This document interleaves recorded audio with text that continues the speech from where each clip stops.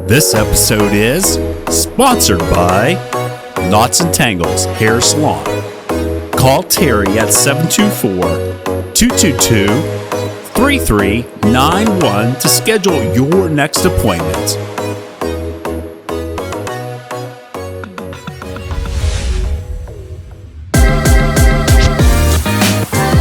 Welcome to America, period. Presenting this community interview with the City of Washington, Pennsylvania. Featuring your host, Matt Sweets. With special guest, Mayor JoJo Burgess. Welcome to America, period. Your source.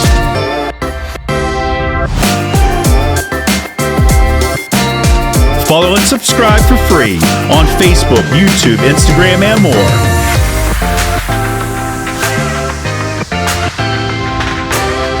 Proudly made in the USA. Welcome to America, period. I'm your host, MattStaniszewski, and I'm here with Mayor JoJo Burgess of the City of Washington, Pennsylvania. Mayor, always a pleasure. How are you doing, Matt? Good to see you as well. Thank you for coming in today, especially with all the snow and everything. Just got done having arguments about that too. Like they feel like nobody's out there working, but I just passed a salt truck from the city after hitting these roads. You know, we got limited supplies, but we're going to make sure that we get people out using them. We got 5 trucks. They got to cover a lot of roads. Yes, they do. 52 linear miles. So before we start talking about the important thing, which is taxes and your pocketbook, I have something else equally important to talk about, JoJo. Now, we've been friends for now officially 20 years, right? Well, it depends on what we say. You know, the last time I got confused with, but yes, 20 years. Yes. And you would agree, obviously we sit on different sides of the aisle, and we have disagreements, but at the end of the day, we're both intelligent and get the job done and still have respect for one another and their understanding for each other's positions. Yeah, and I said that. I mean, a lot of media outlets reached out to me after the presidential election and said, "Are you disappointed?" I'm like, "No, it is what it is." Just because the person won that I didn't want to win, that doesn't mean that things stopped and we don't continue to move forward. Now we just reach across the aisle and we continue to find ways to work through whatever issues we have and make sure that things happen good for us. All right, I got some choice words for you, Mayor. Let's hear it.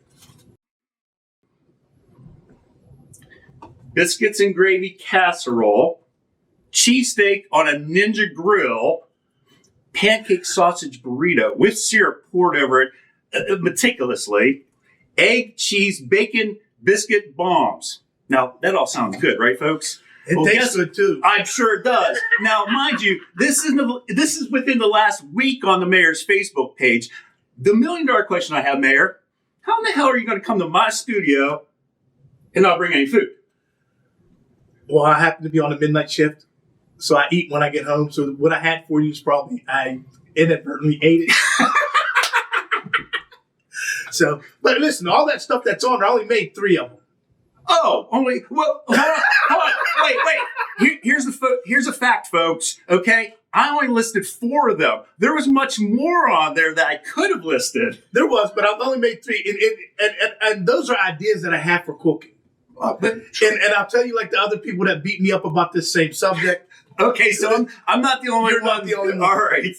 I had someone, when I made the bacon, egg, and cheese biscuit bombs, someone says, well, I'll take 4. I said, no, you're not getting. No, they said they wanted 2 of them. Okay. I said, I'm not going to give you half of what I made. They said, I know you made more than 4. Exactly. No, you made more than 4. no. Get out of here, man. These are my test rounds. I'll make very small supplies and see how they taste first, so I know if I want to proceed to the bigger rounds of them. So I did make 4. They were good though. But I did. I bet they were. Well, I saw in the comments you reached out to, Delaware, I'm going to save you one, blah, blah, blah. For Tiffany. Listen, I'd rather have you jump on me than her. And I didn't even deliver for her like I should have because she was at her son's basketball game and she didn't get one. So I'm still on her, sugar honey iced tea list. So I get that. But in due time, I got all this. I think I'm addicted to Mac Discount. Really? That's where I get all the cooking stuff at. Okay. I got waffle makers. I got a portable griddle. I'm working on trying to get it working properly, so I just do small things that I see to test them. So whenever the weather breaks, I'll be able to do bigger things, and you will get some of those things that are listed there. And Mayor, it depends on what I make. Mayor, I'm happy to be a guinea pig at any point in time. Anytime you need me, I'm here for you. If I had $1 for every guinea pig, I'd be a big fan right now. Everybody wants to eat. Just include me at the cookouts. That's all I ask. I'm a fat guy. I got to test my own stuff. That's fair. I appreciate that. So, all right, down to the brass tacks here, my friend. For those that don't know, in local government, we have to do what's called a first reading and a final reading of the public budget. What the local government spends each and every year for road repairs, police, fire, you name it. So, your first year in office. Yes. And, obviously, I've been down to City Hall as a 3-term city councilman, been through this process. Sometimes it can get very messy. How was your first experience? It wasn't messy at all, to be honest with you. Good. It was very pleasant. I learned a lot from the other people that are more seasoned than me that are there. All the other 4 individuals on council have been there for some time. The people that work down in City Hall have been there for some time. I was the newbie. And I had to feel my way around and understanding that I had to operate in a way to learn more than coming in and trying to say, hey, look, this is how it needs to be done and act like I know every goddamn thing. Right. So, you're fine.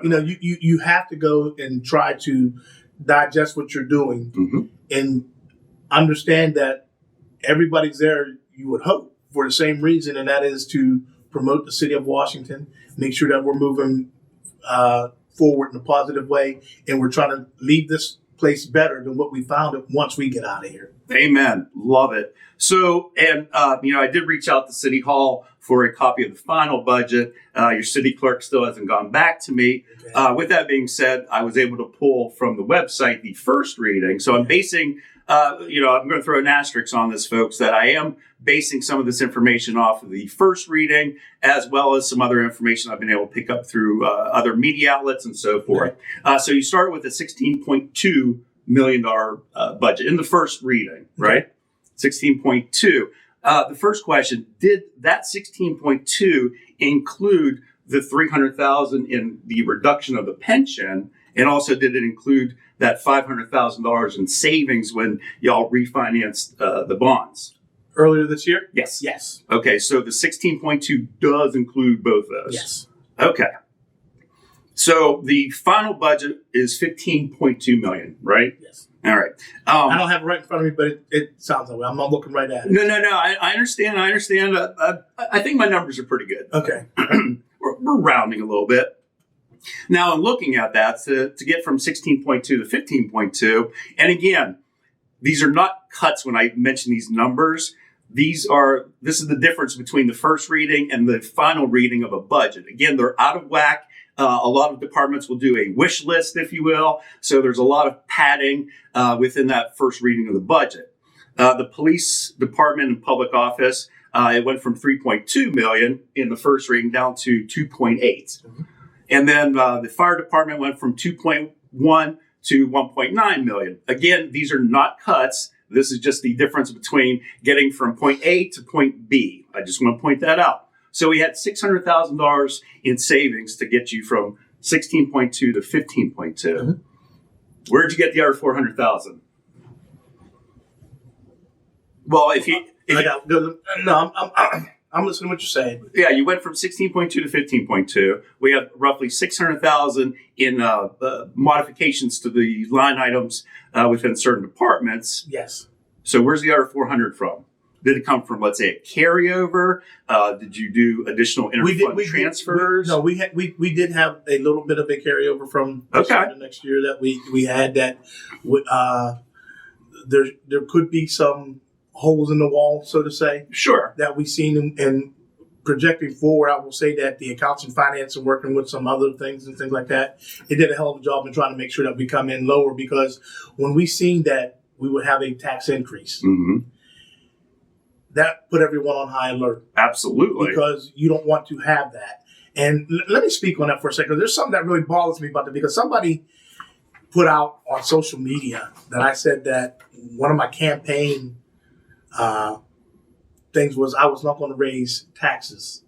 You never said that. That's what I can attest to that. And I just when they said that, I'm like, I cannot believe it, because of the simple fact that I wouldn't be that reckless to say anything like that. Being new coming in, I couldn't make such a cavalier statement without knowing what I'm getting myself into.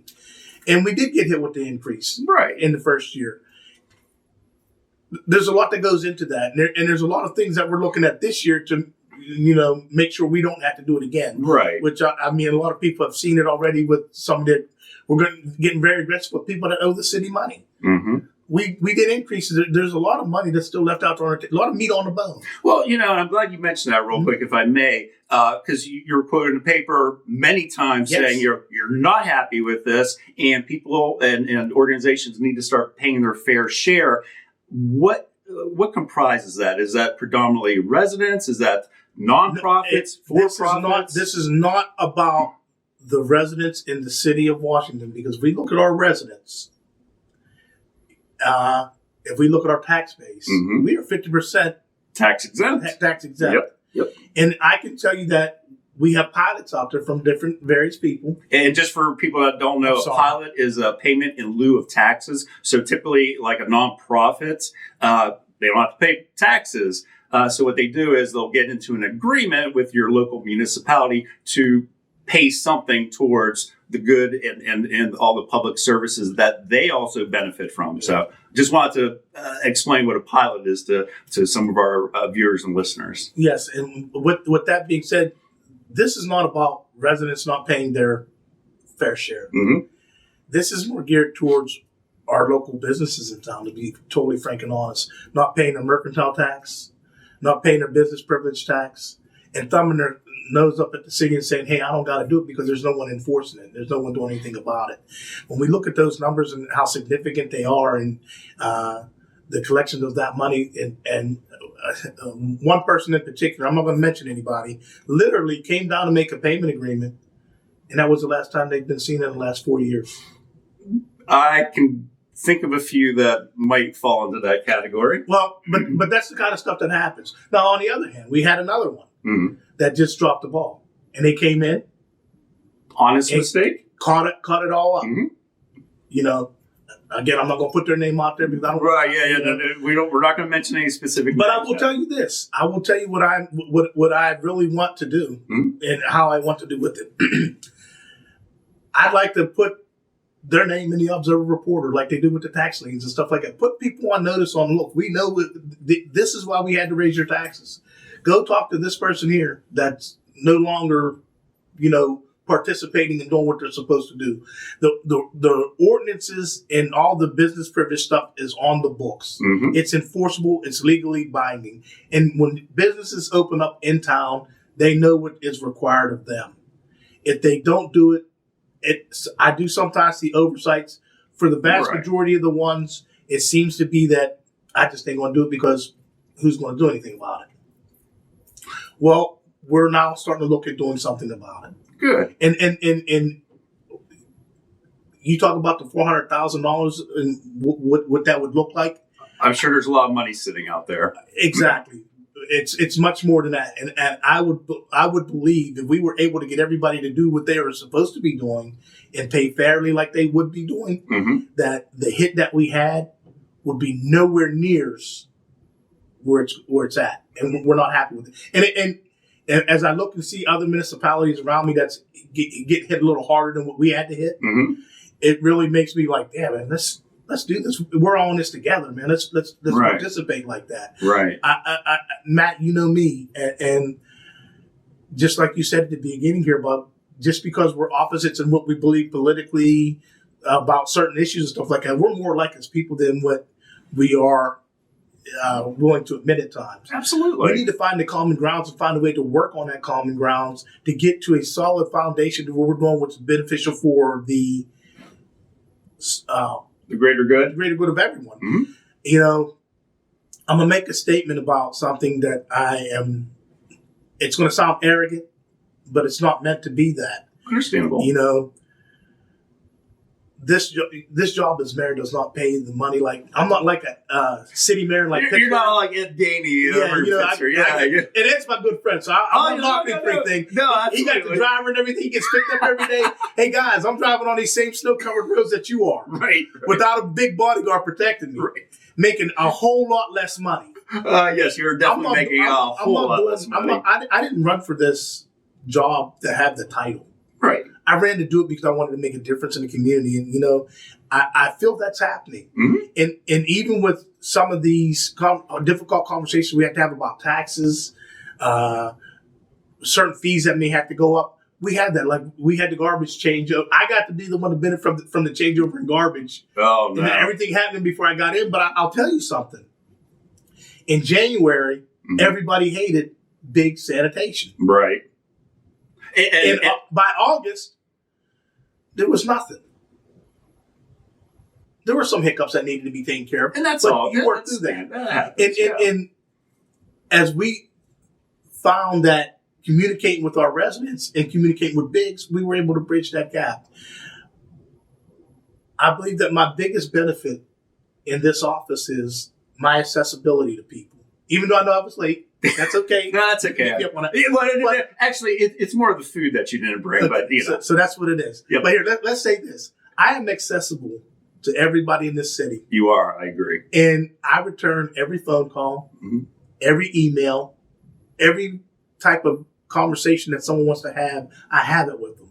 Good, bad, or however they feel about it. Right. You know, and that's because I think that as long as we're communicating with each other and we're working towards a goal, towards getting somewhere, we'll get there. Now, there's some other projects that we have coming up that we're looking to invest in. And I definitely want to get to that a little bit. Well, it goes into my tax thing, though. But okay, fair. We'll get there in a second. But I wanted to get back to a few things. You know, obviously, you mentioned the BP tax, business privilege tax, which is actually 1%? 1% of gross receipts. So this is not based on net, folks. This is based on gross. Have you received a lot of feedback regarding the BP tax? And, you know, its hindrance to maybe attract more businesses or why businesses might want to leave the city. Have you heard a lot in that arena? No. In fact, I just had a conversation with our downtown business manager, and people want to come to downtown Washington. Good. And they know all that.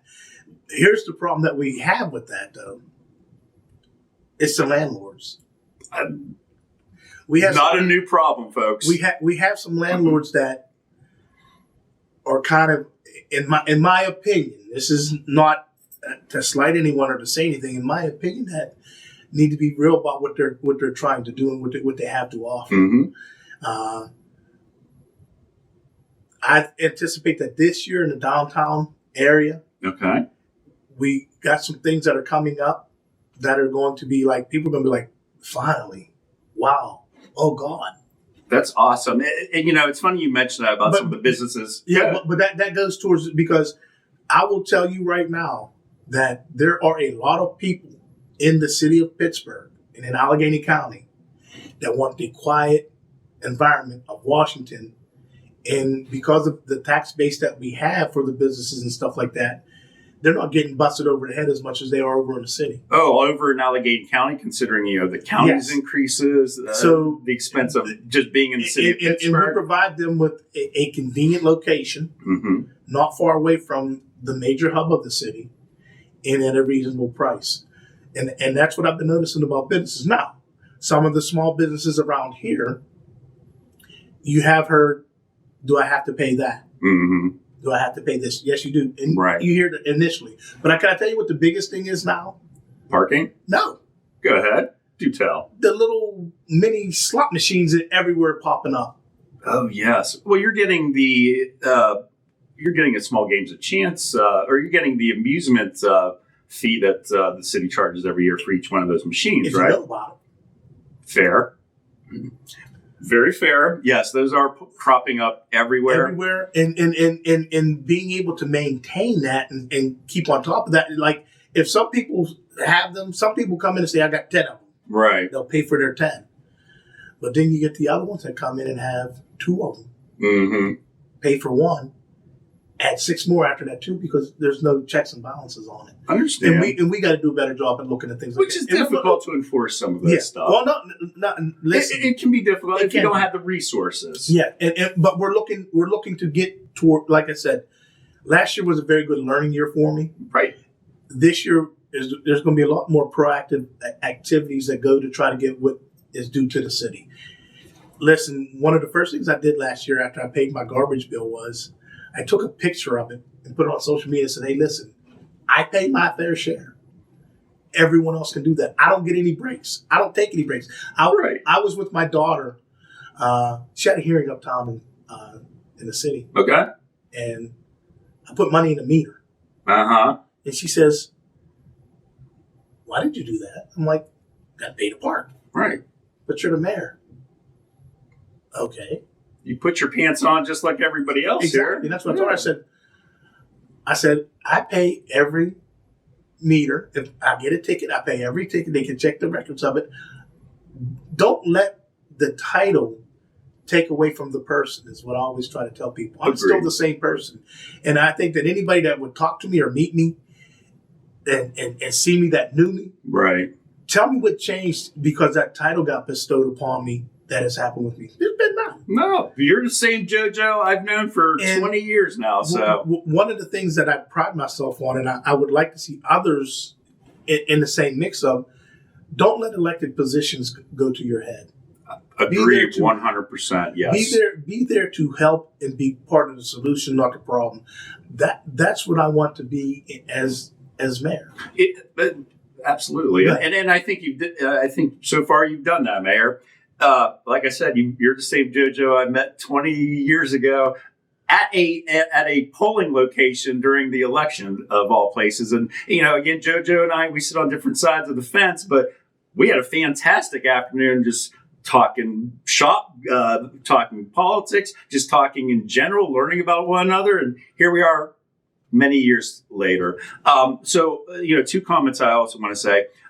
You mentioned the city of Pittsburgh. I was down in Pittsburgh the other day, and someone who's a foodie that specializes in Indian cuisine, they actually said, they're like, Matt, have you gone to, and I forget the business's name. I know where it's at, that one right over by the, right across from Shorty's down the way that used to be. Yes, yeah. Chestnut Street. Masala? I forget offhand, and I apologize to the business. We all know where it's at. Yes. They said it's some of the best. Yes, they said it's some of the best Indian food they ever had. Let me tell you something else. 2 doors up is the new soup place. Okay. That Zoop or whatever, this new soup place we got. Souped Up or something, isn't it? Is it? So it's a couple doors up. Okay. Yeah, they go and get some of that soup too. All right, I like a good. And then going up to the corner and see Bobby. Okay. Yep. I haven't been in there yet. I went to school with Bobby, and I didn't know she could cook like that. All right. That soup, I go in there. I had the hot sausage soup once. I think my dad would love that. I got a Cuban up there. I mean, wait. They sell Cuban sandwiches? Oh, yeah. Man. Listen, she's got a good thing going on up there with that food, I'm telling you. You're looking at me like, well, that's... I'll go get a sandwich and see. I'll take Joyce's soup. Uh-huh. And it's like, all right, we're getting off topic here. we can talk. We're going to have to do a special cooking episode with the mayor here. Well, hey, listen. I don't mind highlighting my small businesses in town because they need it. 100% they do. And I'll tell you that this will be the last food thing in my small business in town that I'll talk about. During the presidential election, we had a lot of people come through town, to see. Which is typical. Washington is one of the usual political stops for presidential campaigns. If I did not shout out Destination Candy right now in this city, and for what they do and how they are, that business up there is a small business that promotes all the other small businesses in town. Yes, they do. If you go and look on their shelves, they have goods from other small businesses that are trying to start up and do and be where they're at. And I can't commend them enough. We had Pete Buttigieg here. Right, I saw. And they put together a basket from Washington, PA. Oh, for nice. him to Very take back nice. with him. Nice. Now, we did get some of Linda's cookies and stuff in there for that. Which, Oh, there we go. I they- bet Mayor Pete loved that one. Hey, listen, I'm going to tell you this. They made it into the box. I didn't take them. You know, that speaks volumes about you there, Mayor. Yes, it does. It does. But we got that done. And when you see people helping each other like that, that's what unity in the community is all about. And I'll leave that at that. Well, and I agree. You know, we're all in this together and building up that community and economic activity. One thing I want to get back to with regard to the fair share, I know our collection rate at the time was roughly like 92%. Is it still hovering roughly in that arena? I'd have to look and see, to be totally honest with you. I didn't look at that number because when we initially pulled out the list of who's not paying, we kind of went and looked at our top like 50 people that weren't and where they were at and stuff like that and how it's been. And it's atrocious. Okay. And some of the things that have happened in the past, there have been, how do I want to put this? There's been some relief given to people that I don't think they deserved it because those people are right back on the rolls. And I believe that they'll get cut a break again. And we want everything that is owed to us. Like you said, fair share. The burden should not be just, on the residents. We have a lot of senior citizens that live on fixed incomes. So the burden definitely should not fall on just the residents here in the city. We legit at a couple meetings ago when we were talking about the budget and the tax increase because we had to fund our pensions. Our pensions were doing pretty bad. Well, the pensions are working good for us. So there were some things we had to do with references a tax that we did cut. We did cut one tax. Oh, the earned income tax. Yes. We did cut that. We had to do that by law because of where the pensions at. Well, otherwise, the city would have been forced to put more into the pot. Otherwise, but we got it to where it's at a good rate. And one of the residents who was a senior come and said, "Well, instead of cutting that tax, why don't you just leave it where it's at and not do this that you got to do?" And well, legally, we have to do stuff a certain way. So it would be good if everything ran hand in hand like that, but it doesn't. And that's some of the things I had to learn that, everything has a line item and everything has to be done a certain way by the code. Yes. And we're going to make sure we're well within that standard. So when people come and have questions, they understand why we did what we did. But as bleak as the increase seems, there are some other things that have happened. And I want to get into that a bit here. Me being a Republican, we always got to look at the expenses here. And, I know Councilman Westcott, who's the Accounts and Finance Director, along with you and the rest of council, obviously honoring the collective bargaining agreements because, everyone deserves a living and quality wage for a good quality of life. Healthcare is always a big one in the budget. What else contributed to the need to increase taxes? Was there anything like specific aside? Because there's been years where there's those weird, for example, Stormageddon in 2011? Yeah. There were a lot of weird expenses that threw budgets out of whack. Was there something else aside from the normal quote cost of doing business that contributed to that? I will tell you this. I really can't answer that question because being my first year, I don't know what the normal cost of doing business is until, I do now, but I had to learn it. Understand. Yes, so I can't really give you a fair observation on that and saying objectively what it is. But I will say this. There were 4 new contracts that have been done since 2023. Mm-hmm. I did 3 of them last year. Which contracts? I did police, fire, and the SEIU for the service workers. Okay. The Teamsters did theirs was done before I took office. Okay. I will say with police and fire that we got some things done that I feel like they're historic because of some of the things that we talked about before, like when we talk about pension liabilities and people and how they leave with the pension and stuff like that. Right. We were able to start wrestling that bear and got a hold of him. Good.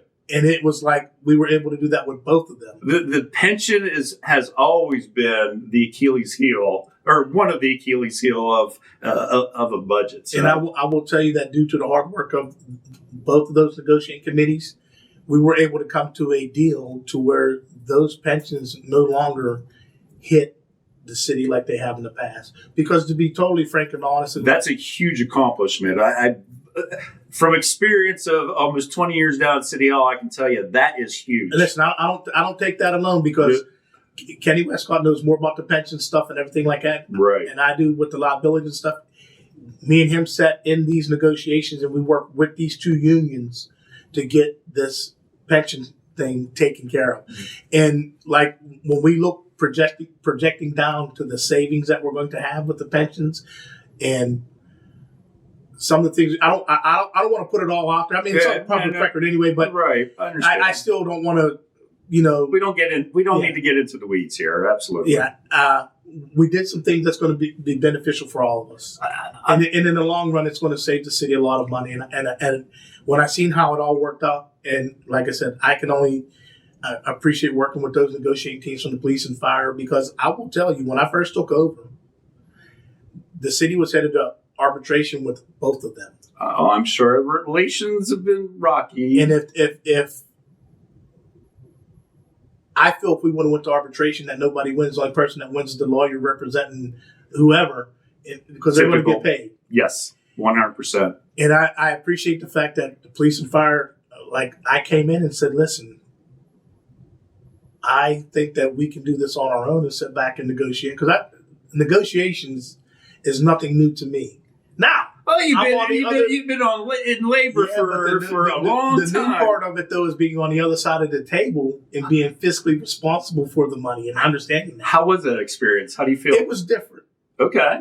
It was different. And different how? Like good, bad, indifferent? I already knew how handcuffed sometimes people are going into negotiations. Mm-hmm. But I've always done it in the private sector dealing with industry and stuff like that. Right. And seeing how money rolls and stuff like that and seeing how it flows. And some of the things that we were able to accomplish were easy, no-brainer stuff that you're going to take care of. Right. When we started getting into pensions and stuff like that, stuff that was unfamiliar to me, I welcomed it because I was able to learn.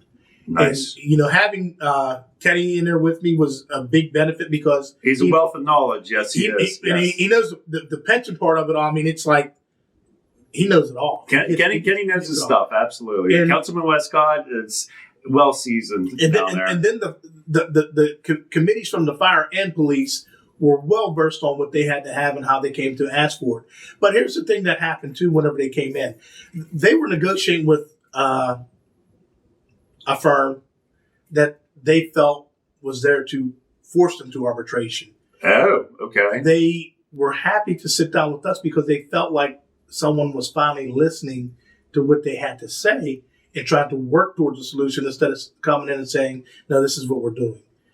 Like I said, that doesn't work in any I said relations. This earlier, whenever I was talking about things, we have more in common than what we have differences. Yes. And I like to work on building from the common ground and then addressing the differences from that standpoint instead of just button heads and going into the differences. That's just me, the way that I've tried to do business. I have to give you and all of City Council and the collective bargaining units, the police, fire, SEIU, huge credit for working out something regarding the pension. In my career, I served with the Pennsylvania Municipal League, mm-hmm. constantly down in Harrisburg, advocating for pension reform, still, providing a very fair retirement package for all of our great public servants. But this has been something that we've been working on for a very long time. So kudos to you and all of City Council and all of the teams representing those individuals. That's very impressive. That was the biggest thing that I took out of that. Plus, again, something else that we did last year, we did some things with who was managing our healthcare for us. Okay. And who was helping us work through it. that got more local Okay. with some people. Good.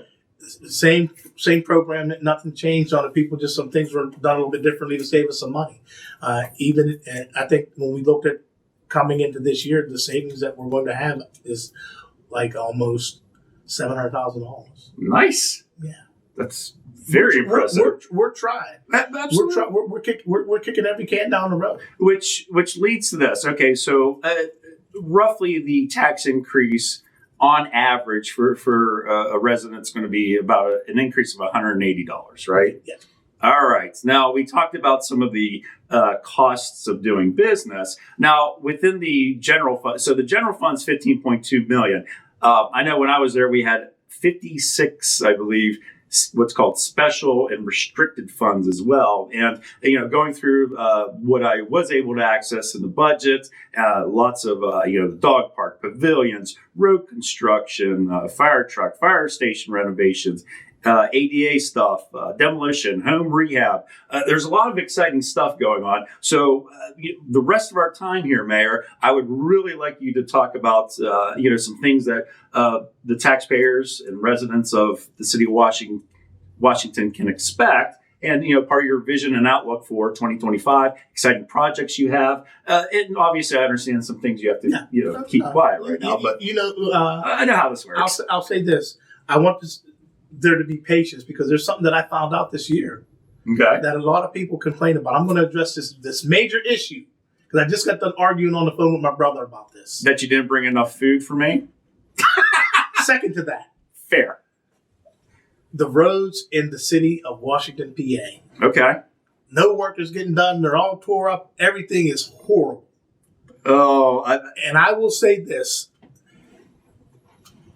With infrastructure improvements comes a little chaos. And I'm going to ask for patience. I've literally sat in multiple meetings where we have, I'm going to just throw a street name out there because it's an example, not that's where they're at, but because I live on Allison Avenue. Allison Avenue's tore up from March to May because the gas company's doing gas line work. They patch it up. From May to July, it's tore up by the water company, the sewer company. It ain't worth anything. Well, come July to August, the electric company now gets in there and starts tearing everything up. We get into October, and we're finally able to pave it. And it looks nice. I mean, I hope everybody has got a chance to run. And I'll use this one because it does look like ride down Maple in front of the terrace there. Okay. Yep. That road is it's beautiful now. Nice. But it was horrible for a long time. Yes. And infrastructure is very expensive. And not just that, it's very inconvenient. Because also out on Maiden, we were told, can't you do stuff after the kids go to school? You understand the inconvenience. Listen, these contractors work at certain hours. And yes, it is an inconvenience, but it is temporary. One thing that I would say is we got a lot of infrastructure work that's going to be coming in. Love it. We're coming in to improve upon a lot of things in different areas. The one infrastructure thing that's going to happen this year that I heard a whole lot about, because I'm getting excited. You won't be after I say it. The basketball rims at 7th Ward are going back up. Actually, that is something, to be honest. It is, because I heard when knowing that neighborhood, that is big. Knowing the residents in that. One of the things that I heard is, why aren't they back up? What's going on? How's this? There was so many rumors. Well, all the little black kids go play basketball up there, so they took the rims off so they can't pepper no more. You got to be crazy. That didn't happen like that. It did not happen. It went down because of some things needed to be done that we were able finally to get done late this year. Right. In the springtime, kids will be playing basketball there. I might even try to find a way to sponsor sometime a little tournament up there, 3-on-3, and have some type of celebration, to do something. I got to wait and talk and coordinate with people with that, but I got a lot of other things that are going on. I think that's a great idea, though, for the kids and everything. Yeah, we want to be welcoming this because we're getting some assistance slowly but surely. But the biggest thing that's going to happen this year is, and it's starting now because I'm meeting with county officials and other elected officials. We have a new administration coming in, Mr. McCormick. I'm going to be hopefully meeting with their people soon. Great. Fetterman's people's already been in and talked to them. Already having a established relationship with some of God's people, even though I feel a certain kind of way about that. But I understand. That's my personal thing. That's but fair. if they're going to bring money back to Washington, guess what? I'm going to have my hands out to take it because we need it and we want to receive it and we want to make it seems like there's a concerted effort from the federal government down to our local city of Washington government that there's a lot of monies that have not came to Washington, PA for a long time that people want to start pumping back in. We're the county seat. Yep. And look this year and in the future for us to start putting our foot down like the big brother we are to be that county seat. Good. And that money's going to be coming in because we have the commitments from them. We have I really got a project that I want to announce that we're working on, but until I can get the funding secure for it, it's going to be, I'm excited about it. Okay. And everybody understands it from the county on up. And if we're able to make it happen, it's going to be. I know you can't let everything out of the bag yet, especially like you mentioned, not having the funding in place yet, because that's and let me tell you something else though. One of the things that I did talk about is trying to attack businesses here so we can bring jobs here. Mm-hmm. Expect in the next 3 to 4 months an announcement that will probably impact about 200 to 300 jobs in the city. Can't wait to hear about this, Mayor. Like I said, we're remodeling the studio. Can't wait for you to come back to see the new studio, learn about these things. Also bring some food too. Anyways, what else about the outlook? The future. What else can the taxpayers expect this year? That we're going to continue to work hard to, number one, not have to have a tax increase. And we're going to try to get funding and try to, we want to just keep on establishing building blocks to improve on. I think that we did what we said we were going to do last year, minus some things that we really wanted to do. But there was some improvement. And it's not just like the previous administration because I now understand the work that they had to do. Mm-hmm. So you can't, like I hear people say, well, so-and-so didn't do anything, so-and-so did this. So listen, after this first year, I listened to all that, and I commend all those previous elected officials that were there before me because guess what? They worked their behinds off to get what they had to get done. It's a hard and thankless job. It is. It really is. It's hard and it's thankless. I think we're going to see lots of improvement for infrastructure. One of the big things, another thing that's coming, I can't announce it for sure, but I'll give it to you in a couple months. We may finally have something downtown to start taking some of our kids and getting something for them to do and to occupy their time. There's nothing for kids anymore. Sadly. In the city. I mean, whenever we was kids, we had... Mary Jo's teen center is still... Yeah, that's still there. But right. when I say that, But there needs to be more. When I was a kid, we had the Bronson House, we had the Lemoyne Center, we had Washington, YMCA, YWCA. We could swim all year. We could play basketball. We could do whatever we wanted. Mm-hmm. We don't have that luxury anymore. Right. And it's sad because some of the things that have come in those places, I think those were business decisions that were made that didn't benefit the community, that had benefited individuals. Mm-hmm. And we got to work through some of those things. Gotcha. We have some things that are going to be coming down the pipe this year that I think people are going to really look at and say they're trying, mm-hmm. they're working at it. If in the next year and a half, if we're able to get half the stuff done that we got lined up and everything to do, I think that people will be like, them guys are doing real good stuff down there. Nice. And that's collective working of everyone because... that's what it takes, especially in local government. The projects that we have tasked and that we have everything going on with, everyone has to have input into it so we can make sure that everybody has a stake at the table. I believe that the frustrating thing is when you have people come in that project themselves to be more than what they are. And they'd be more of a problem mm-hmm. than a solution. Mm-hmm. They think, like I literally, after we settled the contracts for the police and fire, someone was telling me they don't know why we didn't freeze their pensions and wages like was done 15, 20 years ago to try to get on top of things. Mm-hmm. And I'm thinking to myself, there ain't nobody beating down our doors to come and be police officers and firefighters in Washington because we don't pay like the others do around us. Let's just say what it is. Right. It's very competitive to attract individuals. Yes. And to say to freeze pensions and wages would further, I think, make this town unsafe because we ain't getting no police officers or firefighters that's going to be able to come and respond to your call. But again, with the things that we did with the collective bargaining agreements, with the pensions and stuff like that, we addressed those issues. Maybe because it wasn't done the way you wanted it done is one thing. But the way that we did it addressed those issues and it helped out the city. And I got a resident that, I mean, every argument and thing that I'm arguing about is about 15 or 20 years ago. Yes. And it's like, I can't do this no more. Come with something like, they called last week about something and told us that, well, you passed an ordinance. And I'm sitting there like, I didn't pass nothing like that. And then when we went and looked at the subject matter, what they were talking about, you want to know when the ordinance was passed? 1957. No, 2002. Close enough. Okay, all right. Okay. Close enough.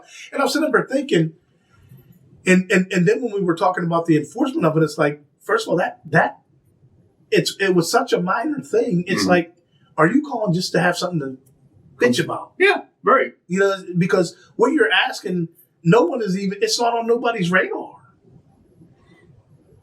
What are you really looking for? And with local government, you only have so many resources. The dollar only goes so far. Yeah, and I'll tell you something else. I do have other people that feel that I do nothing. I sit on my hands and nothing gets done because. But you're going to always have those. I get it. But it's funny to me because in their neighborhood, the police don't do anything. They just. You're quoting what? I just want to clarify that your police aren't doing anything.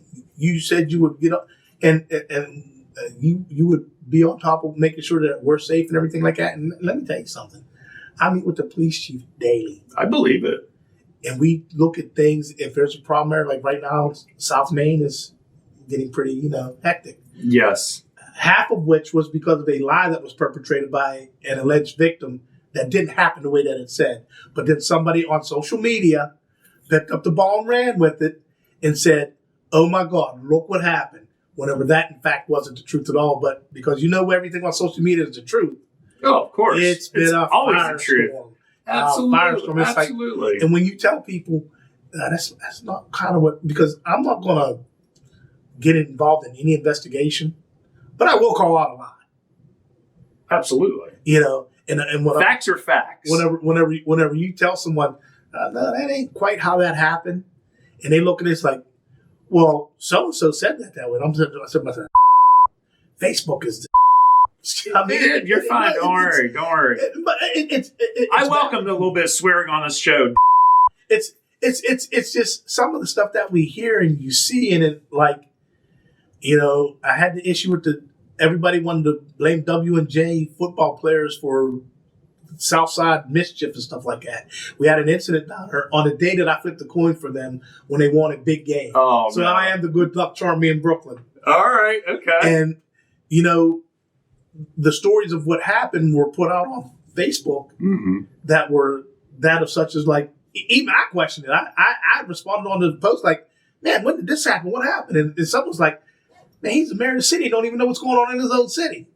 But then when you got to the root cause of everything and seeing the truth of what happened, yes, now you know why I didn't know. Well, and that's why, I wanted to talk taxes and how this is going to affect our residents and taxpayers, is to help dispel some of the rumors that go out on social media that, No. Listen, I will tell Mayor JoJo got a big pay raise or something crazy, which is not the case. Listen, they were actually in Harrisburg last year negotiating raises for like borough mayors and stuff like that. That don't affect us. We're third class city. Yep. Totally different organization. So structure.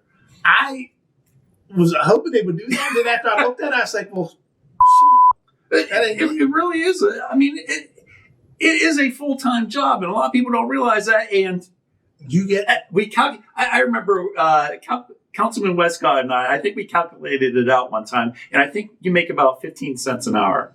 We made about 15 cents an hour as a city council. I'll tell you right now. I'm gonna pull my calculator right out here and pull it out. And tell you what I make an hour if it was full-time hours. I know at the time, Councilman Westcott and I, we think it was like 15 cents. I'm pretty sure. It's going to be more than 50. I don't know. I don't know, man. So because think about it. You're working 24/7. Something happens at 3 a.m. Guess what? We're getting phone calls. For being the mayor of the city of Washington on a straight, regular full-time thing. For 40 hours. For 40 hours. And we're not counting on call and the 3 a.m. phone calls. Yeah. None of that. For 40 hours, it's $4.32 an hour. Now, again, that's based on the 40 hours, which we know this is not a... I can tell you that it's well beyond that from whenever we had a boat rescue in the city last year. A boat rescue? Yes. How did I miss this one? Do tell. Down by AutoZone. Okay. When we had the flooding. Yes. Someone drove their car, tried to get across the bridge, and the car was underwater up to about here. Okay. We had to get boats down there, send them out to get the guy, and bring him back over to us. I have pictures of it. I took pictures of that. You'll have to send me. I'll pop a few up. I'll look and see if I still have my... But those are those weird things. You had to pay for that stuff. Yes, those are those weird things that you never expect to happen in a year. But again, that's what the tax dollars go toward, is addressing those types of issues as well. And this is probably going to be me making a petty attack against someone for what they said. But let's go ahead and freeze these pensions and wages of these guys that are out doing something that they're not common with, working with other departments in a joint venture, and not compensate them for it. Right. Tell me where that makes sense at. Right. Exactly. And again, with the economy, inflation, we need to take care of really everyone. We have to be fiscally responsible across the board. I'll go somewhere even else with that. I believe that I have the two best first responder chiefs in America. Nice. Because of the way that they work with their crews, in their budgets, in their staffing. Both of those gentlemen, Chief Richard and Chief DeVinny, paid tons of attention to, making sure we have the proper people out to utilize them, overtime things, everything. They're on top of it. Chief Richard just actually brought something to council that we approved that is going to cut our overtime probably in half. Nice. Very nice. That's the kind of people that we have working in the city. So when we talk about taxes and raising them and doing different things, realize that when I say everybody's involved in making sure that that money's well spent, that we don't have to do it and try to find ways to save on that. Our department heads are spot on top of that. Now, okay, so moving forward, are there any concerns you have, any challenges you foresee? There's some things that I probably should not say, so I won't say. Okay. There's some challenging things that we have to address. Is it more personnel or? It's business. It's city business that we have to address with different entities, whether it be the county or the school board, because sometimes those can become challenging. Yes, they can. And we have to start finding ways to work at it. We had 2 events last year that kind of I didn't like how they ended. Okay. One was the sale, the leasing for the baseball stadium. Okay. And working with the school board with that. And the other was the sale of the parking garage. I was reading your mind on that one. That one, I had a feeling. How did you feel about that? And what was the cause for the? Because I was still on council when the county initially, approached the city about doing this. What happened? This time, now you can talk about it. Oh, I can talk about. I'll tell you the whole thing that happened with that, and that kind of really teed me off. But with the school board one, let's talk about the baseball field first. This had already been in the works before I was supposed to take office. Okay. There were some things that happened back in October of 23 that the school board and their construction people needed to. There was questions that needed to be answered, property line issues that needed to be settled because of some things that had happened, and everything kept getting pushed back. Then around March timeframe or something like that, we're throwing up a hard deadline on having to get something done, and it's like, listen, we have to get this here addressed first. You've known this since October. Right. So then the comment was made that the city keeps moving the goalposts, so the school board is just going to pick up and do something different with their money, which they have every right to do. Every right to do. They do. I believe that that could have been handled differently. Mm-hmm. And that... How? I believe that the school board members should have had input, whether instead of it only being on what I felt was the administration and their business agent. That would be Rick Mancini still, correct? Yes. Okay. I believe that the administration and him had the...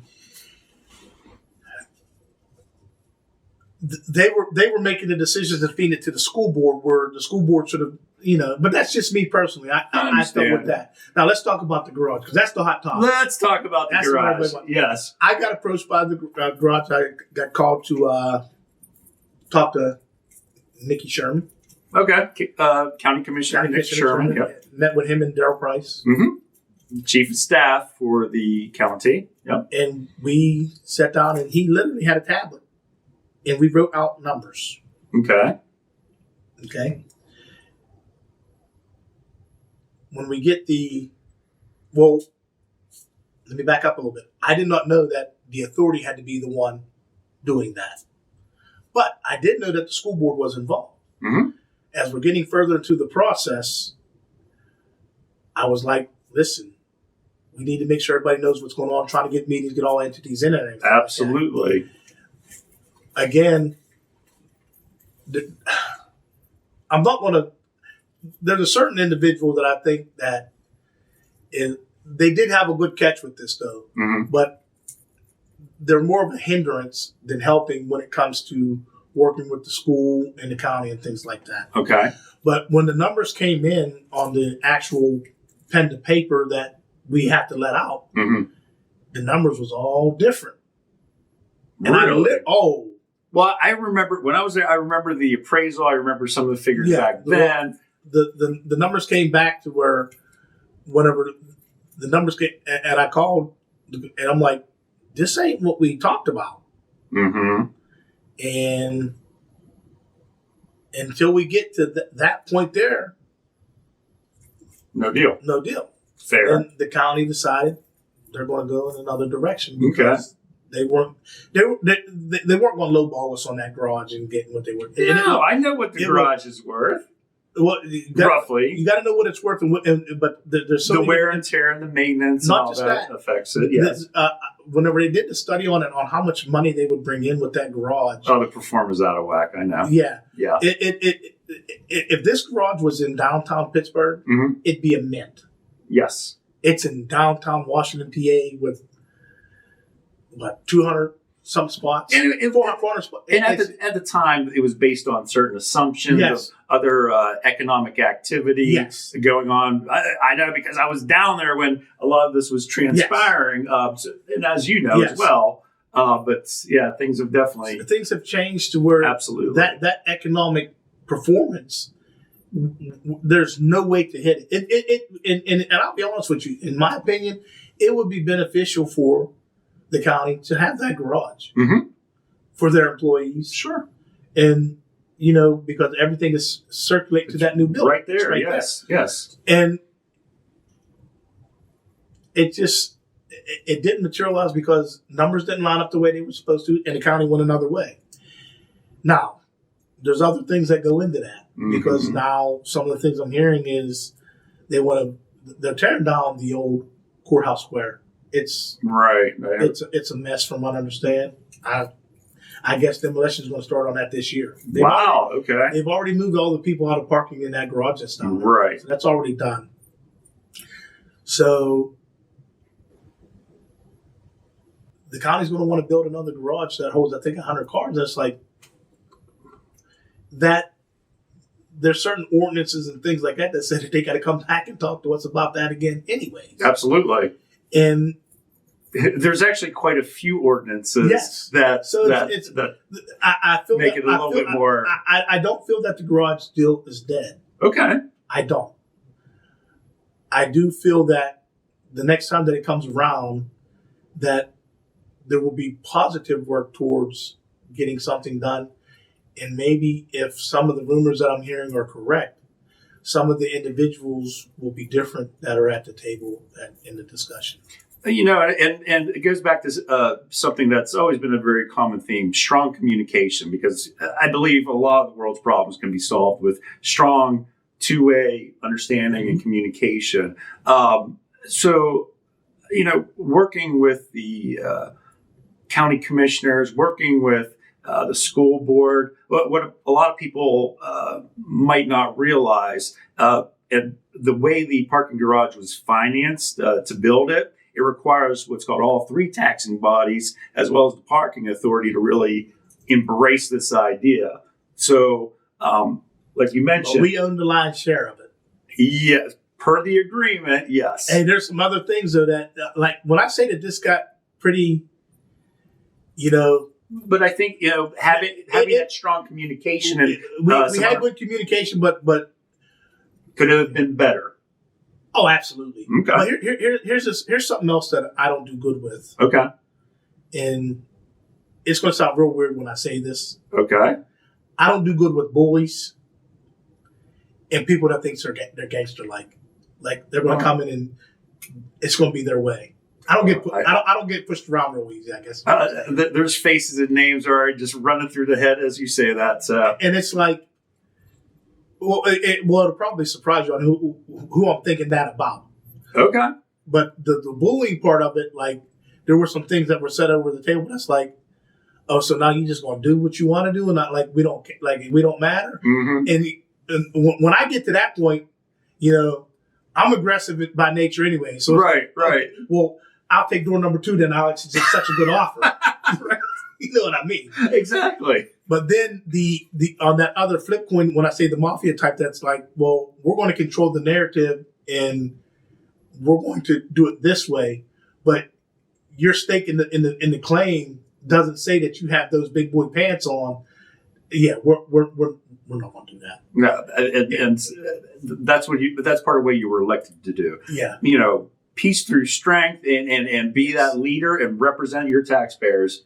And I try to do that. And, mm-hmm. and believe me, I got a lot of pushback with some of the things that happened with people from like pushing back and saying, well, you said that. No, let's go look and see exactly what I said. One of the big things, because I'm a big, huge, everybody knows Union JoJo, the steel worker. Yes.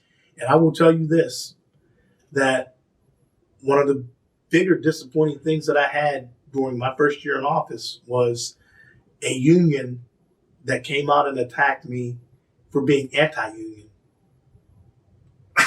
Okay, that's laughable. Just saying. I mean, you of all people. Yes. And it has everything to do with their hospital merger. Yes. And one of the things that I pride myself on is doing what's right for everybody involved. Right. And SEIU Healthcare did not want that merger to go through. It's kind of like what we got going on right now with U.S. Steel and Nippon Steel. Yes. Good point. All right. And I went to a meeting with them in December before I was actually in office. Mm-hmm. For when I take over to go in. I was having a meeting with UPMC and Washington Health Systems. And I took SEIU's concerns into the meeting with me. Okay, good. And I went in there with the thought of telling them, I'm going to be head over heels fighting you guys on this merger. Mm-hmm. I'll tell you this right now. I went to this meeting with the 2 representatives, came out of there like, yeah, we need to get this done real quick. No kidding. Yes. Because every concern was addressed. Okay. And then I was told by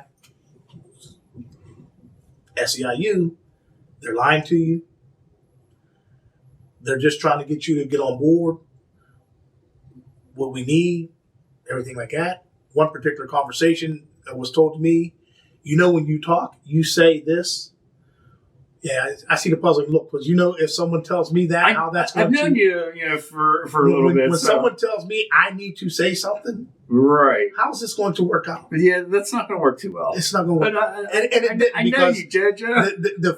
The fluid conversation after that was very fluid and very to the point and direct. Good. I ain't going to say that I cussed a little bit or a lot, but there may have been a few cuss words in it. Yeah, but in the end, I will tell you where we're at with that venture. Do tell. We know that merger was now taken care of. Mm-hmm. They are now in contract negotiations with UPMC for their contract. Okay. I've talked to their union people several times. I've even talked to Brooke Ward, the president of the hospital. Okay. They're going to get something done. Nice. They're going to get something done. I really believe that. And here's the thing about that. All those concerns of union busting and tearing and taking away jobs, it's not there. It didn't happen. It didn't happen. It's not going to happen. Let me ask you this. So far, and again, it's still a young, early deal that went through. Have they stuck to their word? Who? The UPMC, the hospital, have they stuck to all the questions and concerns that you raised? Yes, they've stuck to their word. They've stuck to their word, and not only that, they have to stick to their word because they have put things in place that's unique to Washington to make sure that everything is done when they say they put pen to paper. Good, and that's not by me. It's by them. They put that in there. Washington Health Systems, being an independent facility, wanted to make sure that they protect the legacy of the Washington Health System. Good. Even though it was going under UPMC. Right. And they put things in place to make sure that happens. That's good. Had that not been put in place, we probably would still be fighting about that. Okay. But everything's in place to protect. When I get no job cuts for 10 years. Wow. When I get for 10 years. No change in services for 10 years. Wow. Okay. That's when I get $300 million investment over the next 10 years to improve upon the hospital's infrastructure and make it into a hub hospital. But another side tells me they ain't gonna do that. That's lying. Look, they put that on paper. They if they don't do that, there's an entity out there that holds UPMC to the fire for it. I'm comfortable with how they move forward with that. That's good. Putting it on paper, it holds them accountable. Absolutely, it's better than because I've seen this sadly happen with other politicians and organizations. The whole wink and handshake and everything's good and until it actually gets down to business. That leads me to pivot to something else that me and you talked about. And I don't know if you got it. And that's I'm a U.S. Steel employee. Yes, and all the things that's going on with the merger with Nippon Steel. Do tell. And last I saw, President Biden pretty much killed the deal. We've seen that, but we also see that's been given a 6-month extension. Okay.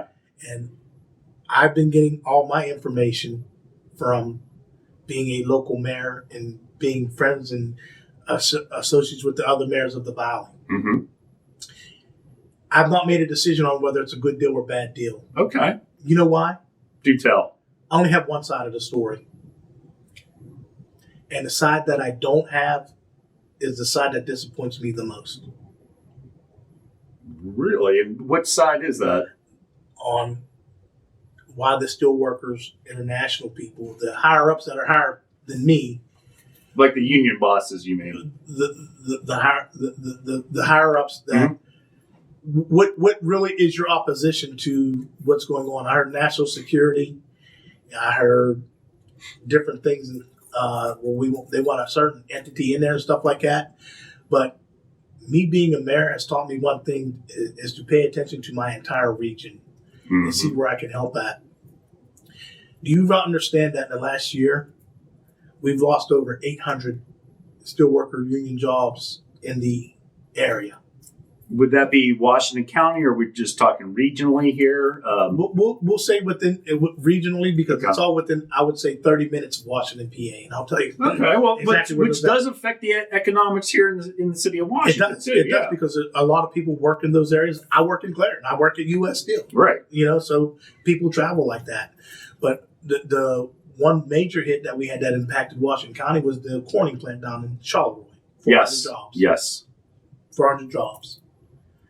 No one's paid attention to the other one, though, because it's kind of in the area, but it's not. Cleveland Cliffs closed a steel mill down in Weirton, West Virginia. Okay. Another 400 jobs. Which is not that far from the city of Washington. Again, within 30 minutes. Yeah, it's 30 minutes away. I don't understand how, and like I said, I don't have the steelworker side of the story. And I was told, someone called me and says, you have access to your district director, your international president. And I will tell you that back in April of last year, as this Nippon deal started picking up steam, I did reach out to my district director and said, listen, I'm in with these Valley mayors. We're working good together. We need to get in and start having conversations with these guys and explain to them what's going on and on why we're opposing it, and trying to, I'm always trying to make it better, not make it worse. Right. It fell on deaf ears, and they didn't do it. So now those Valley mayors hate. I'm not going to say they hate. They're pissed off at the steelworkers for fighting the deal because they see threats to job losses in their communities with very little interaction other than to say that it's a national security thing. And I'll quote one of the mayors and saying, you make steel for appliances and cars. Whose refrigerator is a national security thing? Right. And I've actually met with the CEO of Nippon Steel. Okay. Talking about Maury is his name, Maury, M-O-R-I. I met with him and all their things when they were in town here last week. Very cool. Hey, look, I told you, man. How was the experience? It was very cordial. Okay. And a lot of the questions that I had that brought me to the table, I had answered by them. But I still have not got the labor side of things. Yes. Okay. And that's bothersome to me because I've always been a very strong labor activist. Right. I feel like I'm one of yours, and I'm in a position to affect change. You are. The very least you could do is return the call and say, hey, look, you got it all wrong. I want them to tell me why I got it all wrong and what I'm seeing and why I'm supporting, but I get nothing. Which blows my mind. I mean, for numerous reasons. Again, you've been huge in labor for a very, very long time. You're mayor, which means, yes, you do have clout, and and it's just a little Washington though, because it's a little Washington, but still, the title does carry a little bit of weight. So you would think that the union would look at that as an opportunity, be like, JoJo, let's educate JoJo on this side. I've tried. But the other part that I find interesting is that the CEO and the management was willing to be more than transparent with you, but your own union seems to be keeping you in the dark, kind of. Would you say that? I don't think it's a keeping me in the dark type of thing. I think I'm just like any other member, and it's just like. Why do you think you're not getting answers? If I knew that, if I knew the answer to that question, I would have attacked that answer and got the answer. Would have addressed it, right? But I'll tell you this also too. I met with one time, and I didn't get his. I didn't have a discussion with him. But when the CEO of U.S. Steel President Dave Burt met with me. He knows who I am. You know what he said? Do tell. You're the famous JoJo Burgess that I've always heard about. I'm like, no, I am JoJo Burgess. I work at Clarendon.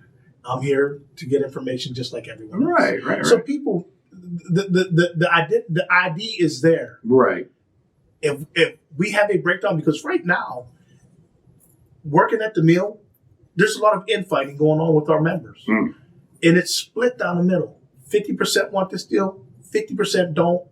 And they all have reasons because of what someone has told them, not what we know. Just like with social media. And if I whisper something in your ear, it goes around a circle. That story has changed drastically by the time it hits that person over there. And that is what I believe, that if we had effective communication Mm-hmm. during this whole process, instead of letting a PR firm, because that PR firm, and I met with them back in April, and I told them They're pretty, they're good at what they're doing. But well, let me tell you something. They were so happy when I said I'm starting to come to these meetings because I need to get answers, because they think that I'm a sounding board and a mouthpiece. Mm-hmm. When I'm just, I'm an elected official that's looking out for my community, because if we lose U.S. Steel in the Mon Valley, we are all done. It would be very messy for It is the devastating. economics and It would be devastating. Yes. And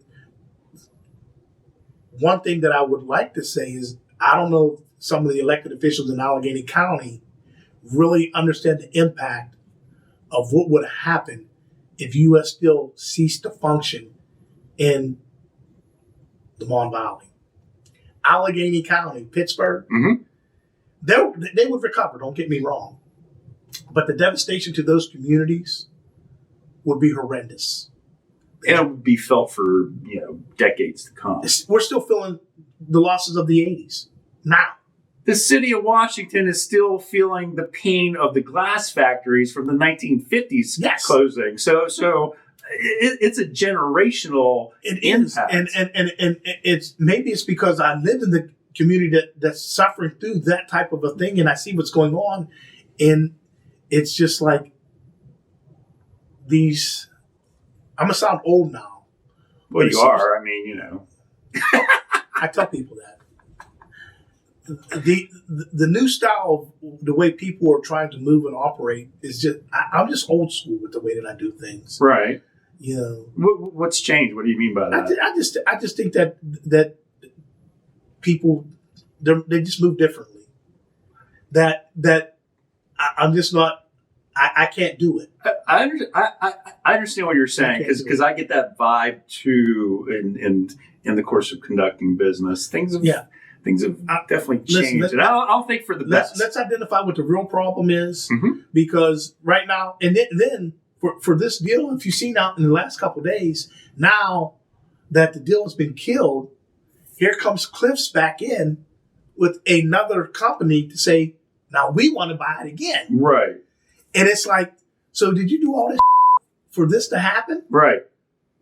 And To make it. listen, for me, I do not believe that Cleveland Cliffs is a better deal for U.S. Steel. For the simple fact, I just watched 400 people in Weirton, West Virginia, walk out the door because they couldn't sustain their business down there. That's a shame. And what does that tell you? Looking at that business model. So then, Right. So now I need you to persuade me that what my lying eyes is telling me. Mm-hmm. Mm-hmm. It's baffling to me. And here's a kicker, another kick in the groin about this that I just found out recently too. Nippon already has a steel mill in the area. Go figure. That is USW represented. Where at? Follinsby, West Virginia. Okay. Old Willing Pit. No kidding. So they already have a presence here. So the national security with this Japanese firm. When you put all the facts out there that's on the table right now, Mm-hmm. now you see why I'm disappointed that I haven't gotten answers, and that I need those answers in order to make an effective decision. Because the one thing that I have learned is that because of my position, and I do get questioned on things like this, and a lot of people are listening and influenced by the answers that I give.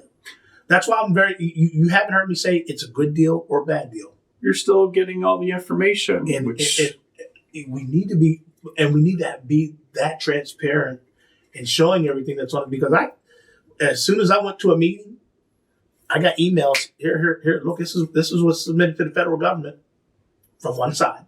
Mm-hmm. Mm-hmm. You want to see what we got going on here? Right now. Why do you think? And again, I know this would be speculation. Why do you think President Biden really attempted to kill that deal? I mean, we can use the whole national security excuse. We can use certain excuses, but why do you think he did that? I don't know. Okay. I don't know. Just wondering. I know that there was a lawsuit filed Mm-hmm. that kind of addresses why U.S. Steel and Nippon feels it happened. Mm-hmm. I don't have enough information to gather. That's fair. Try to make an assessment, because then, even though we sit in this little room today, the minute you make a statement, it's like, Mayor Burgess says that this is what happened. Because as soon as they read and take their snippet of it on how they interpret it. So they could take something out of context, yes. which is the sad part. And that's part of what happened with this lawsuit was that's why the deadline got extended from 30 days to 6 months to let everything be heard. And in meeting with the mayors, Nippon and U.S. Steel, the mayors, the local elected officials are 100% behind this deal and fighting with U.S. Steel and Nippon to get this deal done. To make it happen. But there's some flaws in what they're thinking also. But I understand. Yeah, I understand. we're all human. But again, the whole situation as a whole, it could have been handled differently. And in seeing some of the businesses that are Japanese owned in this country now, some of the contracts that our federal government has done with Japan, it's baffling to how we're at this point, I guess is what I'll say. Okay. At the point where this deal has not gone through? Where it's gotten killed, yes. Okay. All right, Mayor. So, we've talked about a lot of things here. We always do. We do. We always have great conversations, and I appreciate that with you. We've talked taxes. We've talked about UPMC at Washington Hospital. We've talked about U.S. Steel. We talked about the parking garage in Washington County. Is there anything else you'd like to add in closing here, Mayor? Hey, listen, you know what? One thing. Year one was a good learning year for me. I hope that, I'm going to take a Mike Tomlin quote here. Uh-oh. When he gets a rookie football player, okay, what does he say? I don't know. The biggest growth is from year one to year two. That's true. And that's what I want for me. I want my biggest growth to be from year one to year two so that people could actually see that I am here for us as Washington, PA. I don't have to campaign now, so what I can say now is genuine.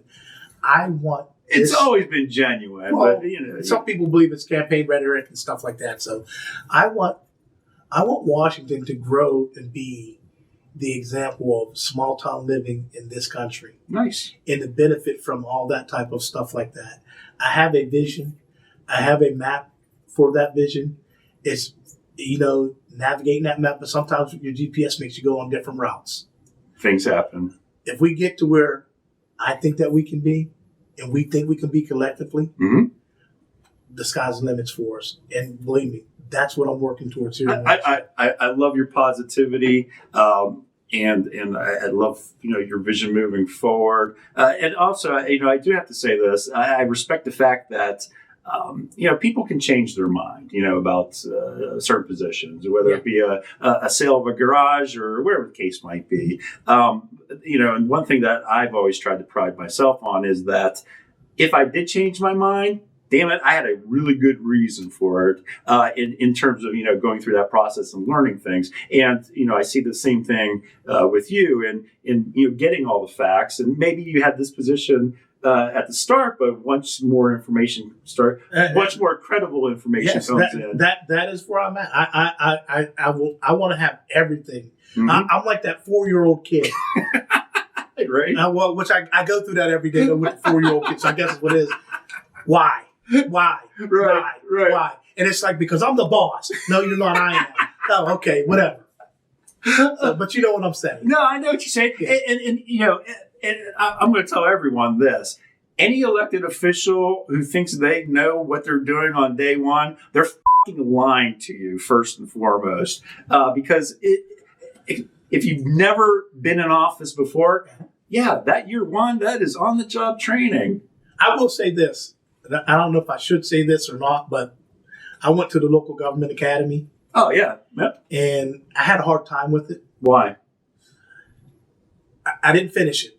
Okay. Because coming from the union background that I have, and you have what I felt a union-busting firm teaching you how to do things, and listening to some of the things they said that you should do and how you should treat people and do different things, it didn't sit right with me. Interesting. I've never taken any of those. I started. I went to 2 I sessions. could teach them, but I've never. I went to 2 sessions and I found myself sitting up in there. Are you kidding me right now? What? Really? Wow. But then I was sitting there thinking about when I'd be in negotiations and stuff. That's why them assholes did that. I'm not going to be an asshole and do that. No, for real. But it gets to, it's very difficult once you get that chair, once you fill those shoes. Yes. Things do change. I mean, and it's just it's the realization of things. I remember when I first got elected, 1 month in office, I'm banging my head against the wall, like, what the hell did I get myself into? I didn't do that. I did. This was such a a lot of people were like, oh, I know. City Hall was a different culture and different environment back then. When I first got on, things have improved. Listen, they've improved. Trust me. Some things have improved, but some things have not. Correct. Oh, I agree. And as we work towards some of those improvements, we're getting there. Mm-hmm. And one of the things that I brought to City Hall was a little bit of a culture change. Yes. Because of my accessibility and my communication with people. Love it. Certain people embraced it and used it properly. Some people were just frustrating with me. I'm sure. And that's fine. We're not going to make everybody happy. We work through it. I want to leave everybody with this, and it's part of one of the fights that I had with the SEIU with this hospital merger. Okay. And after I went to a press conference done by Tim O'Neill, mm-hmm. and it was a union busting press conference, unbeknownst to me. Okay, fair. And when I went up there and I did speak, and guess what? There's a record of this out there on Tim's page to see what I said. Since I was told I said something different, the first thing I said is I'm not here to bash SEIU. Right. I'm here to get a job done to save a hospital, basically all the middle ground that goes with that. Right. And I was told about the bad look that it had with me just being there with them. And I get that. But I'll leave everybody with this. And anybody that knows me understands that this is a very genuine statement that I'm going to make. I'm 54 years old. About to be 55 in a month and a half. Well, okay, let's pause for 1 second. I better be invited to the birthday party at least. We'll make sure if there's a party, you'll be invited. It's on Friday. Hibachi or something, man. You will be there. All right. You will be there. Y'all heard that, right? All right. Well, he'll have pictures of the hibachi because... Yes, I will have pictures. I got to go back a little bit to the campaign last year, the presidential campaign. Right. I got pissed off because this is my selfish part of it coming out. Okay. Everyone knows I did the commercials for Joe Biden and stuff like that. Right. Well, last year during my birthday, they filmed me at the hibachi. I remember for my birthday. Yeah, I remember you mentioning that. They filmed me for all that. And all this was going to get put into a nice little feature at the DNC. Right. And then his ass pulled out. Oh. I shouldn't have said that like that. But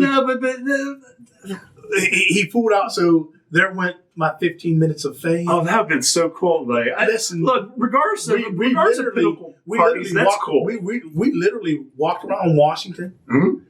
I grew up in Maple Terrace. We had footage from where I grew up in Maple Terrace. Nice. And I talked about all the people that are still around here that lived around there. We were all around town in filming that spot. No kidding. And we went for my birthday to Fusion, and they got footage of, me and the family having. That is awesome. And it never got to air. That's a shame. Do you have any of the footage? No. Oh, man. Well, if Joe Biden would have stayed in the race, you probably. I had the 2 commercials that were already out. Right. If he would have stayed in the race, so Nancy Pelosi, I don't like her no more either because she helped talk him out of it. Anyways, I just follow Nancy Pelosi for the stock picks. She is my best financial advisor in the world. Just saying, man. She helped kibosh my 15 minutes of fame. I was going to try to parlay that into a radio show or a daytime talk show. Mayor, you're here. Come on. But Matt, a major network, I was going to say them words, but you said them for me. Good. But I'll tell you something. You know what came with that, though? Do tell.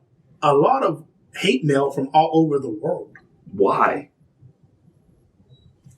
Yeah, I'll show you. I still got some. I delete some of them. Guys from like all over the world, like you're a stupid N-word. What? You're letting that racist effort. You may not know me, but I want you to screenshot all this and put it out there because I'm going to come and find you and kill your ass. Joe. What? Oh my, yes. No, it was bad. It was horrible. Crazy. I believe it. No, I believe it. I believe what I want to see for myself. You can show me when we're done here. Yeah, it was. Literally, there was guys that was like, and I kept some of those because one guy, I actually got a call from a guy in Philadelphia. Okay. Philadelphia, PA, and he was one of the ones that was like what? Hey, look. Whoa, the first. You know the reason why slaves never rebelled against their masters? Because you fucking wow.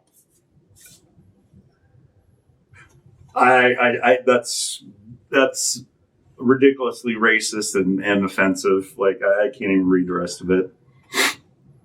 Can't even read it. Wow, you got that because you did some commercials supporting, the leader of your party. What are you, some kind of asshole with your brain up it with those asinine TV commercials? Holy I told you. I keep all that stuff. I don't believe it. I have a few hate mails that I've kept over the years, but wow, that's crazy. And very unfortunate. That's a shame here in 2025. Well, here's the thing. So when people come at me at the local level, right? I'm like, you're amateurs now.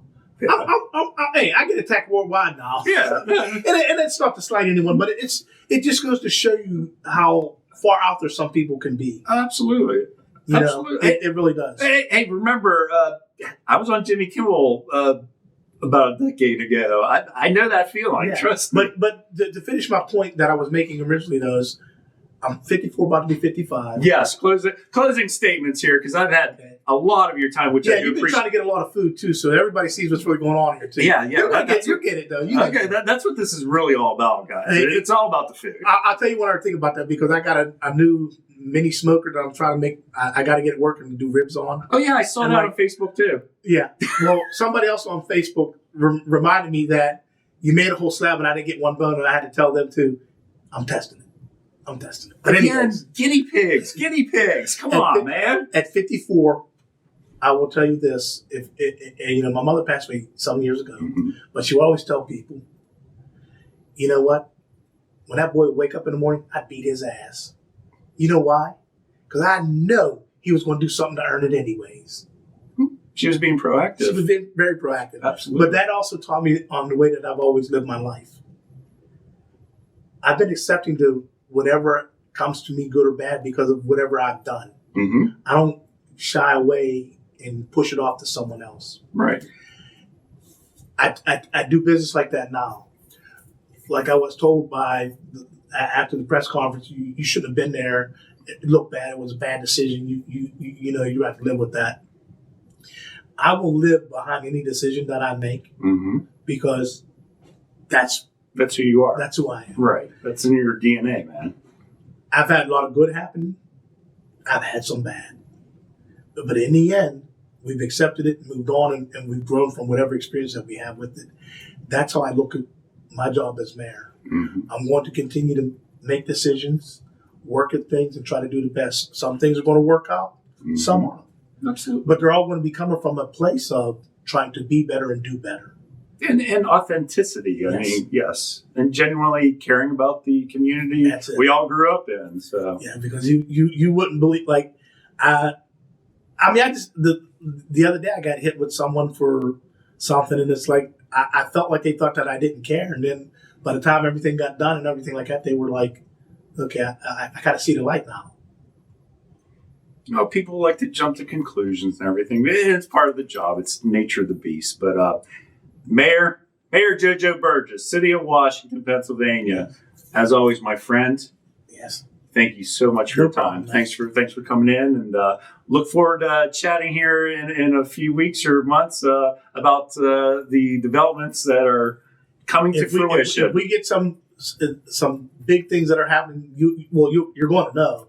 And then if we need to sit down and talk about it, you will. I'll try not to be late again. It's always it's a win. You know that we will have the discussion, and we're gonna have food next time, right? Depends on what we're doing and how we're doing. Do you see how this guy is today? Hey, listen, I was on midnight last night, so you know. Oh, excuses. I mean, if you catch me on the right day, working a full-time job, working a 24/7, 365 mayor job, all I hear is excuses here, Mayor. Yeah, that's it. We'll get there. I'm gonna continue to buy stuff. Last day I got into a fight because I lost one of my waffle makers. Me and my wife and son have been fighting over this waffle maker for the last week and a half, and they've been ready to kill me. Okay, back up. I do have to ask this before we leave. How in the hell do you lose a waffle maker? We don't know where it's at. It's a big one too. That just doesn't walk out of the house or disappear, man. Like it. We'll probably lean towards. I'm probably blaming everyone else. But with everything typical politician, right, folks? Listen to me. But with all I got going on, I probably subconsciously moved it and hid it from myself, and we still can't find it. Okay. Because you might do, I'll accept that answer. One thing that I get into is this happens a lot. I'll start doing something, right, and I'll get a phone call. I'll continue to do whatever that was I was doing, and engage in the phone call. A couple days later, come back and be like, "Wait, I thought I was," and then it's now where we're at. So it's kind of like a muscle memory. You're just going through the cooking motions, making all this deliciousness while on the phone, and just then whenever I put stuff somewhere or something with it, it's like, what did I do with it? Because I do return every. I know you do. Absolutely. You're very good. Some of them have been very entertaining. I remember, and I really wish I did it. It's going to sound somewhat horrible. So when we had Stormageddon in 2011, my voicemail, because I oversaw the Public Works Department and snow removal and so forth. I really wish I would have recorded all the voicemails. And all the yelling and all the excuses and this and that. It actually sold it as at the time a CD or something. I'll sell you a couple of mine. We can make some money off that. I get them now. Deal. I get them now, so I understand. I arguing with my brother today. It happens. And he was like, his car was sliding and stuff, and I'm like, Rich, I understand that. But winter. First of all, the road crews are out. We have 5 trucks, but. Hey, that part of the route, it's in Kent Township. That's a neighboring municipality. Blame it on them. That's right. Yes. But no, we had good conversation about that. Right. And like when I was explaining some of the stuff to him, and he's like, oh, that makes sense. And it made sense to him. He was still frustrated it took him the amount of time it took him to get where he had to go. Understandably. But now he kind of understood why. Yes, there's a process. There's an order when we start doing these, clearing these roads and so forth. And one last thing regarding road clearing. A lot of people don't realize there are a lot of state routes that are maintained, that are supposed to be maintained by PennDOT that run right through the city.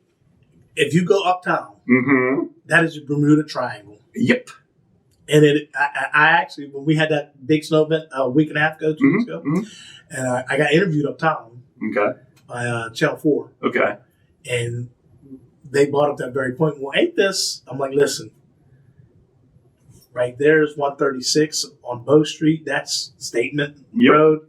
This is 18. Yep. This is, wait, no. That's ours. That's ours right there. But when you get to there, it's East Washington. Right. And the guy's looking around, and it's like, if people really knew, like, they call and complain to us. Sure. And listen, if you call me, somebody gets contacted. I'm sure. Absolutely. But sometimes it just ain't not your baby. It's not ours. Yeah. Gotcha. All righty, Mayor. Well, again, I thank you very much for No your problem. time. Thank you very much for tuning in. Keep tuning in. Make sure you share, like, follow, tell all your family and friends, the whole nine.